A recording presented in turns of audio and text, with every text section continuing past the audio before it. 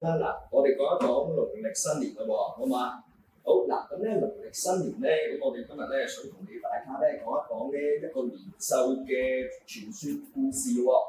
嗰個年獸咧，有一日有一個伯伯咧，佢哋咧就去到嗰個村莊喎，咁於是咧佢周圍拍門啦，咁但係冇人理佢喎。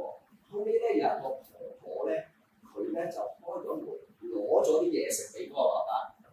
咁話咗俾伯伯聽，究竟發生咗咩事？咁於是咧，伯伯咧就伯伯就決定留低幫佢做咩嘢啊？幫佢去驅趕個年獸。嗱，伯伯咧首先咧喺個門口嗰度咧貼咗個春聯喎，紅色㗎嘛春聯係咪？跟住咧就着咗一套紅色嘅衫，跟住就燒炮仗喎。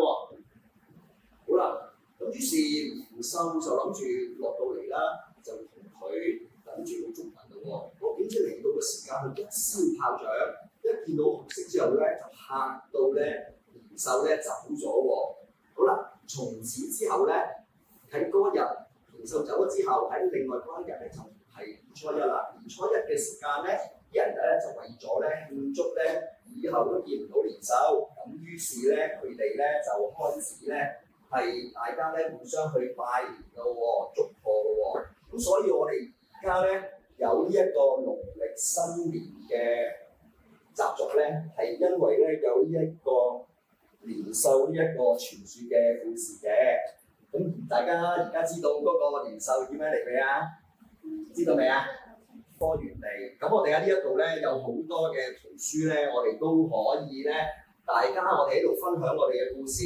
咁我哋咧亦都可以咧知多啲關於我哋國家我哋嘅發展啦。